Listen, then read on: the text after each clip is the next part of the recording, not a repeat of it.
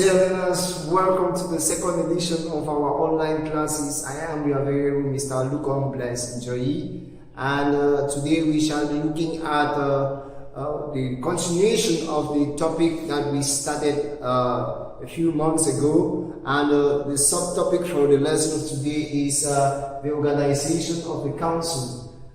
After the organization of the council, we are going to examine the following under this subtopic, the organization of the council. The first one shall be the elected councils, the executive organ, the permanent and the ad hoc committee.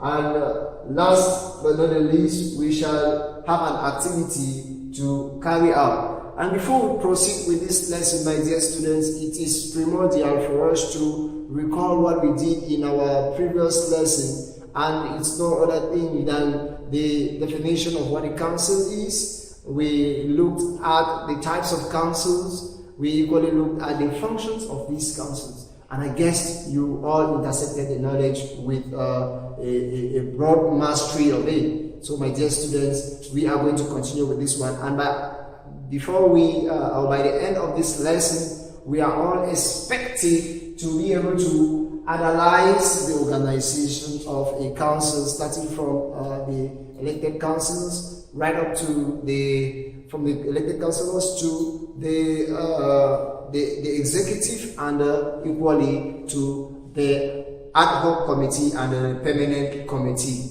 So my dear students, stay close and follow up keenly. Thank you. Under the organization of the council, the first group of people that constitute this local government area in Cameroon are the elected councillors. These are councillors elected through a universal suffrage from the various council areas. In a council or in a municipality, there are diverse council areas, and each of these council areas is elected by the people found in that vicinity, and they delegate one person who shall be their councillor and elect the councillor to represent them at the level of the General Assembly of the council. So it should be worthy of note that these councillors are elected via a universal suffrage. That means that they are unanimously, they are voted by the entire public of that council area. Furthermore, we shall look at some of the functions or some of the activities that are carried out by these elected councillors. The first one is that they deliberate on council matters during ordinary and extraordinary sessions, and they equally take decisions. These elected councillors are like ministers in a country. They have their role, or the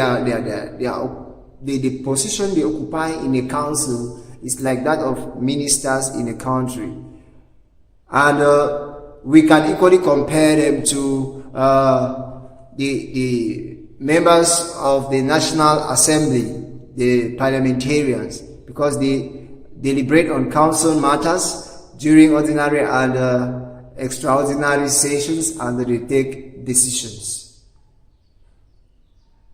Moreover, the mayor convenes ordinary sessions 4 times in a year.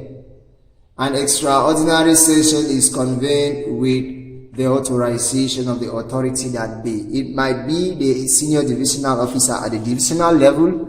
It might be the divisional officer at the sub-divisional level, and it might be the governor at the regional level. So my dear students, we should be able to know that though these elected councillors exist, they don't have the powers to convene ordinary session, and that often take place 4 times in a year and an extraordinary session. They only have right to take decisions in internal affairs of the council. So the person who has the right to take such decisions is the mayor.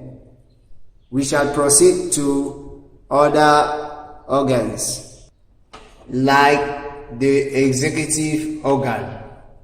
The executive organ, unlike the elected councillors, are not elected through universal suffrage. They are elected by these councillors who were elected through a universal suffrage. There is a clear difference between the executive organ and the elected councillors. The elected councillors are elected through a universal suffrage in a council area, whereas the executive organ is then in turn elected by the elected councillors. So it should not bring confusion. We should know that these people are elected by elected councillors. Unlike the councillors who are elected through universal suffrage, the executive organ is elected by the councillors. It is made up of mayor, deputies, and the secretary general. In a city council, the government delegate head the affairs of that local council. The difference between a subdivisional council or a rural council and a city council is that the mayor is elected by the elected councillors, whereas in a city council, the government delegate is someone with a special status that is appointed via a presidential decree to head a city council. In Cameroon, we have examples of city council like the Yaoundé City Council, the Douala City Council, the Limbe City Council, and what have you. So that this, in a nutshell, is the composition of the executive organ in a council. We shall proceed to look at the next organ under the organization of the council, which is the permanent and the ad hoc committees. Committees are formed out of elected councillors as denoted by the name permanent. The permanent committee lasts for 5 years term, while the ad hoc committees are dissolved after accomplishing the purpose for which they were created. What do we mean by saying this? In a permanent committee, which is at times made up of elected councillors as well as other members who are not councillors, runs for a period of 5 years. That is the mandate of a council, 5 years. So once a political party happens to win over a local council area, they coordinate the activities of that area for 5 years. And the permanent committee in that area is made up of these members, the councillors, the elected councillors, and other people, other experts. So my dear students, we should know that the permanent committee exists and the ad hoc committee also exists in a council. We should equally take into consideration that not all members of a committee are councillors. Some could be experts, such as town planners and health experts.